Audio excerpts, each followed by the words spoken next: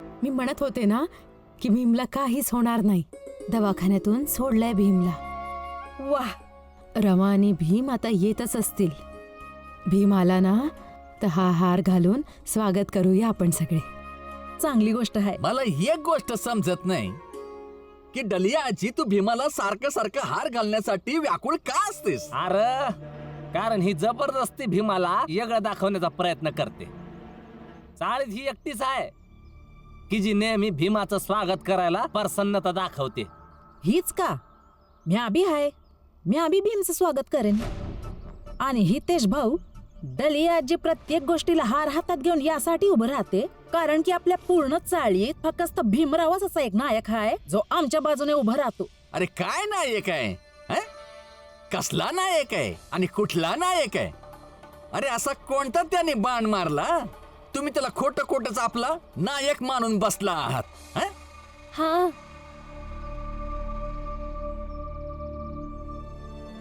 नायकांच्या जीवावर तर तसे बी सगळेच लोक उठलेले असतात. हे सांगत होते का त्या रात्री इश दिलं होतं. काल रात्री ह्यांना बी मारायचा प्रयत्न केला होता. तुम्हाला सगळ्यांना माहिती नसन की काल जेवणात ह्यांना इश दिलं होतं.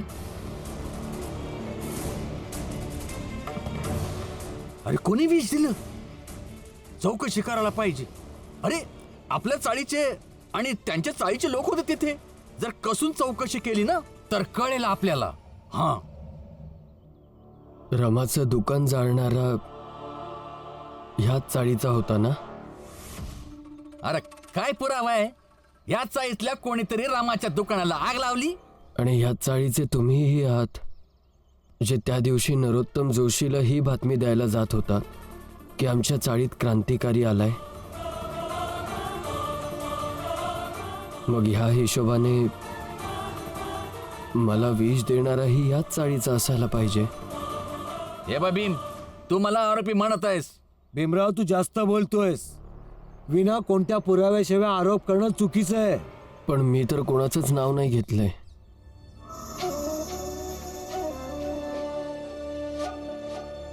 पण आता मी सांगतेय, पुढच्या वेळी सांभाळून राहा. कारण एकदा जरी तुमच्यावर संशय आला ना तर चांगलं नाही होणार. काही चांगलं होणार नाही. हं? काय करणार आहेस तू? खूप फटकळ झाली आहेस तू आणि खूप जास्त बोलतीयस.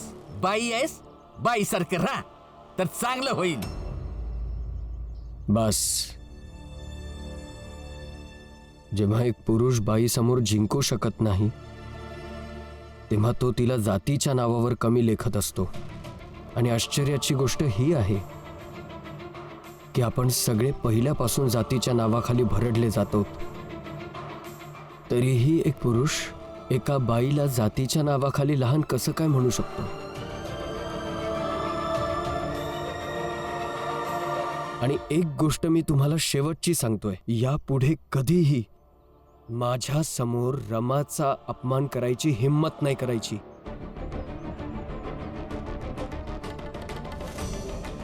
चला तुम्ही ह्यांच्या नादी नका लागू. तुम्हाला आधीच बरं नाहीये. चला तुम्ही आराम करा. बरोबर बोलते रमा भीम. तू व्यवस्थित घरी परत आलास. आम्ही सगळे खूप खुश आहोत. यासाठी हा फुलाचा हार घालून तुझं स्वागत करूया. खुश रहा भीम.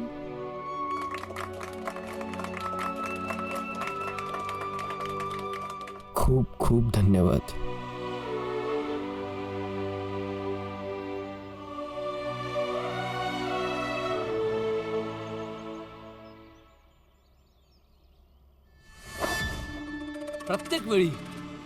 प्रत्येक वेळी हा भीमराव वाचतो. कोणतेही प्रयत्न केले, कोणतेही कारस्थान केले, हा भीमराव प्रत्येक वेळी कसं काय वाचतो?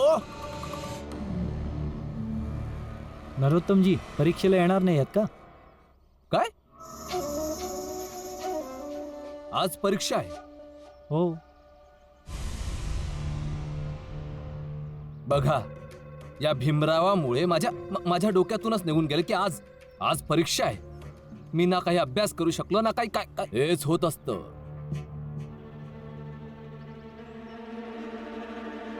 हेच होते जेव्हा दुसऱ्यांची ईर्ष्या करण्यात आपला किमती वेळ वाया घालवला.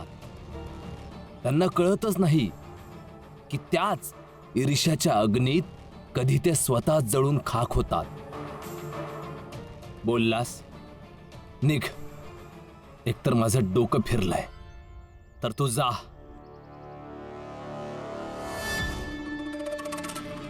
नक्कीच गेलो असतो, कारण व्यवसायाने गुरु आहे.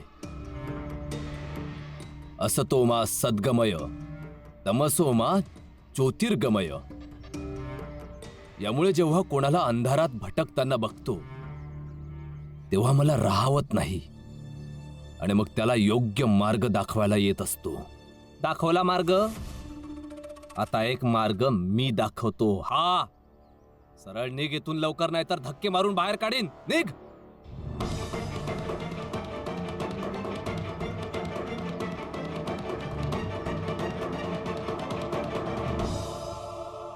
तुम्ही आता आराम करा इथं. नाही, पडायचं नाहीये. बस अशक्तपणा जाणवतोय, माहित नाही का. थकवा तर जाणवणारच ना. 2 दिवसापासून काही खाल्लं नाही तुम्ही. मी जेवायला आणते, त्यावर तुम्ही आराम करा. थोडं खाल्ल्यावर बरं वाटेल.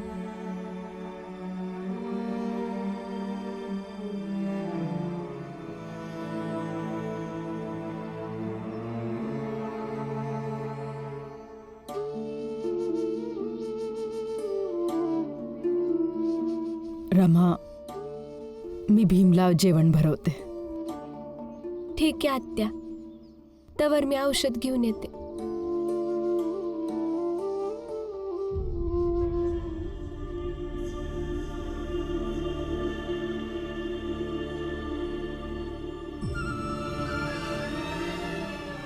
भूक लागली आहे ना?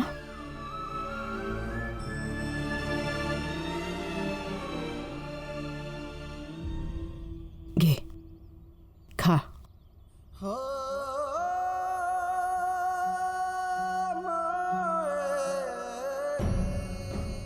काय विचार करतोयस? काही नाही आत्या. लहानपणी मी जेव्हा आजारी पडत होतो तेव्हा असंच तुम्ही आणि आई दोघी येऊन मला एक एक घास खाऊ घालत होता. तुम्हाला असं बघून आईची आठवण आली. लहानपणी आई समोर असायची.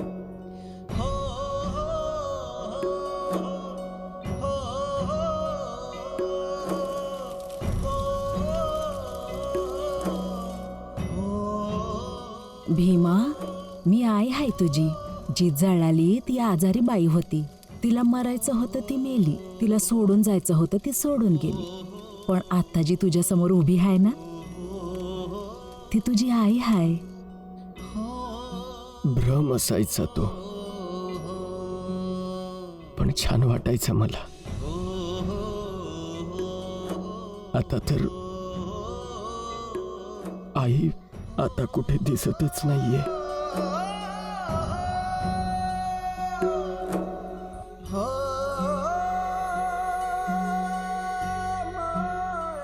भीम, मोठं झाल्याने, समजूतदार झाल्याने, सुशिक्षित झाल्याने माणसाचे खूप सारे भ्रम तुटतात. तो जीवनाला वास्तविक रूपात बघू लागतो, समजू लागतो. सगळ्यांना हिंमत देणारा, सगळ्यांना समजवणारा माझा भीम आज कमजोर कसा झालाय.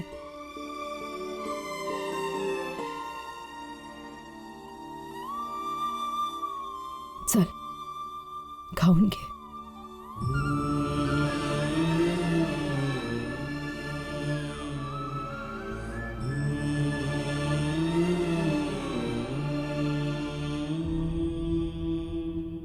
हे बघ रमा, तुझ्याकडे पैसे असतील तर घेऊन ये औषधं.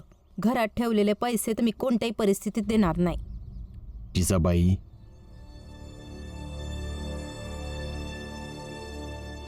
आणखी किती खाली पडशील ग? खाली पडून पाताळात निघून जाईन मी, पण घरात ठेवलेले पैसे देणार नाही. आई, असा व्यवहार करू नकोस की नंतर मलाही असं वाटू लागेल की तुझं लग्नच का झालं माझ्या बाबांसोबत. आणि आई, असं व्हायला नको की मी पण भीमसारखं आई बोलणं सोडून देईन तुला. हा सोड. गप्प बसा तुम्ही. गप्प तू राहा, मी राहणार नाहीये. मग लक्षात ठेवा की बस, खूप झालं. घरात पैसे कुठे असतात मला माहितीये. रमा, तू थांब, मी तुला पैसे देतो.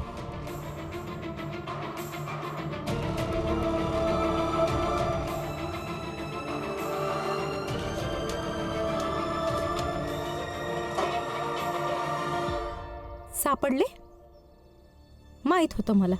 इथे शोधणार तुम्ही, यासाठी आधीच लपवून ठेवले मी. आयुष्यात, संसारात, मनात आणि घरात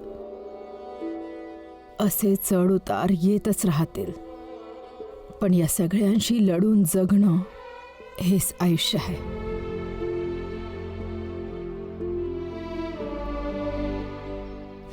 बस बस आत्या.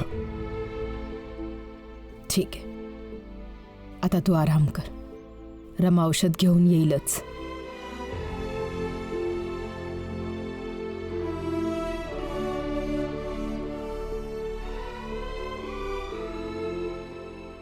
मी घेतो. झोप तू.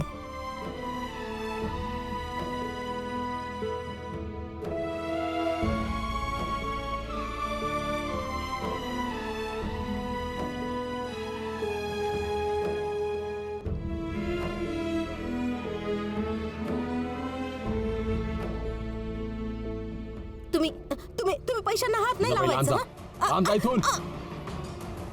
तुम्ही यातले पैसे नाही घ्यायचे. हात नाही लावायचे या जिजाबाई, तू पैशांना. मागे हो तू. बाबा बाबा का भांडताय? तुम्ही घरासाठी ठेवलेले पैसे नाही घेऊ शकत. जिजाबाई, मागे हो, नाहीतर मी सगळ्या मर्यादा विसरून जाईन. इसरून जा ना मग. बाबा आणि दादा आहे ना तुम्ही या घरचे, तर बाहेर जाऊन कमवून आणा ना पैसे. घरात ठेवलेले पैसे देणार नाही मी. आता घेऊन दाखवा मला पैसे. नाही घेऊ देणार मी पैसे. जिजाबाई, बाबा,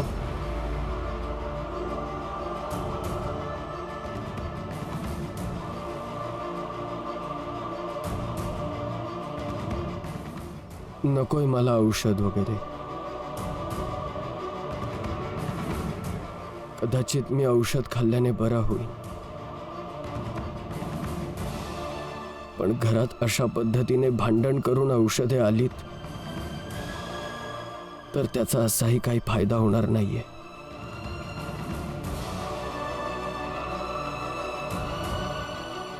आणि आत्या, ह्यांना आणि लक्ष्मी वहिनीला सांगा की मी भीमाबाईचा मुलगा आहे. त्या भीमाबाईचा जी मृत्यूपर्यंत वेदनांशी लढत राहिली.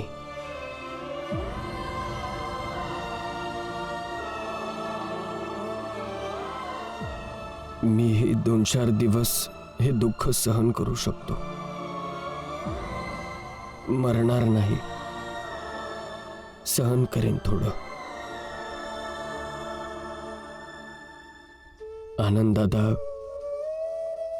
बाबा, माझ्या औषधासाठी हे सगळं करण्याची काही गरज नाहीये.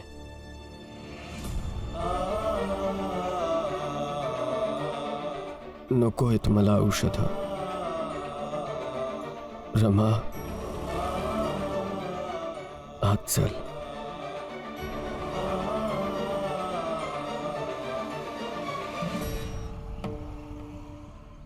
जिजाबाई, मला माफ कर. मनामध्ये मी तुझ्याकडून अपेक्षा करत होतो, एक ना एक दिवस माझ्या पोरा भीमाला आपलं मानशील, या परिवाराला आपलं मानशील, पण नाही. तू या लायकीचीच नाहीयेस.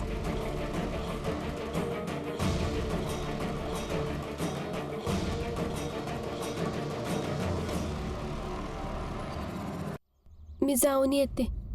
दली मावशी नाही तर फुलिया काकीकडून पैसे घेते आणि औषधं घेऊन येते. नाही रमा, औषधं नको आहेत. अहो पण तुमची तब्येत. काही होणार नाही मला. तुझं प्रेम आहे ना, तुझी सोबत आहे ना माझ्याजवळ. औषधांची काही गरज नाहीये. मी सहन करेन.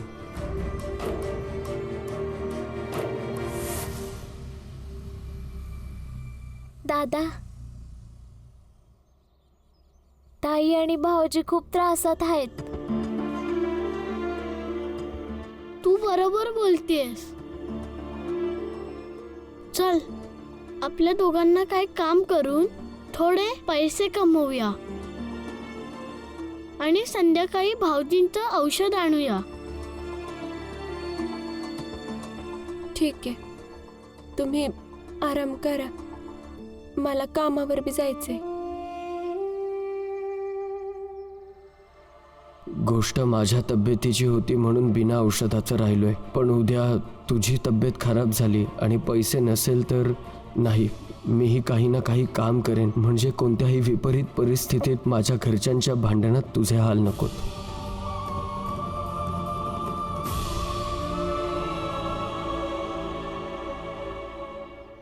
बाबा, काही सांगायचंय तुम्हाला.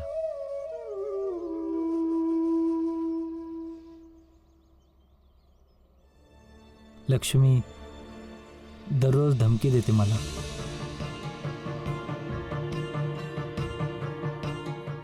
म्हणते जर तिची प्रत्येक गोष्ट नाही ऐकली तर विष खाईल बाबा. स्वतःबरोबरच बाळालाही मारून टाकेल. खरं सांगायचं तर हीच भीती वाटते बाबा.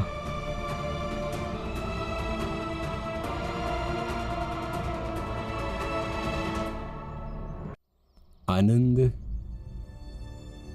पुरुष आपल्या जीवनात सगळ्यात जास्त याच गोष्टीचा इशारा करतो की त्याच्या बाळाला, त्याच्या बायकोला काही व्हायला न ग. जिजाबाई सोबत माझे संबंध कसेही असले तरी ती माझी पत्नी आहे. तिची काळजी घेणं माझं कर्तव्य आहे.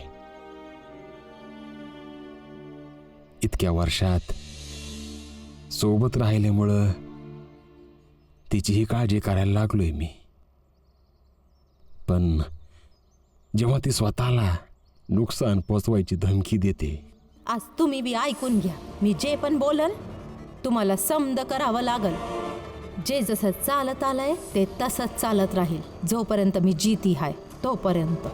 बाबा आणि दादा आहे ना तुम्ही या घरचे, तर बाहेर जाऊन कमवून आणा ना पैसे. आता घेऊन दाखवा मला पैसे. नाही घेऊ देणार मी पैसे. जिजाबाई, तेव्हा मला बी भीती वाटू लागते रे. आणि कदाचित यासाठी कितीतरी वेळा तिच्या समोर मी कमकुवत पडतो रे. मग आता काय करायचं बाबा?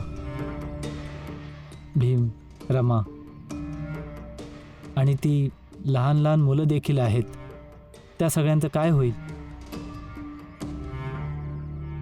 दादा,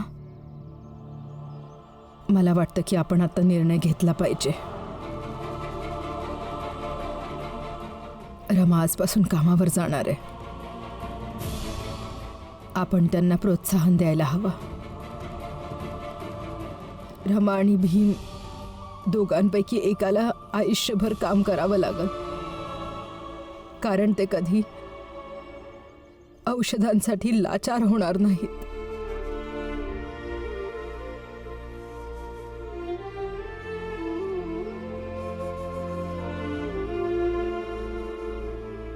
तर मग ठीक आहे, आज मी पण एक निर्णय घेतोच. काहीही झालं तरी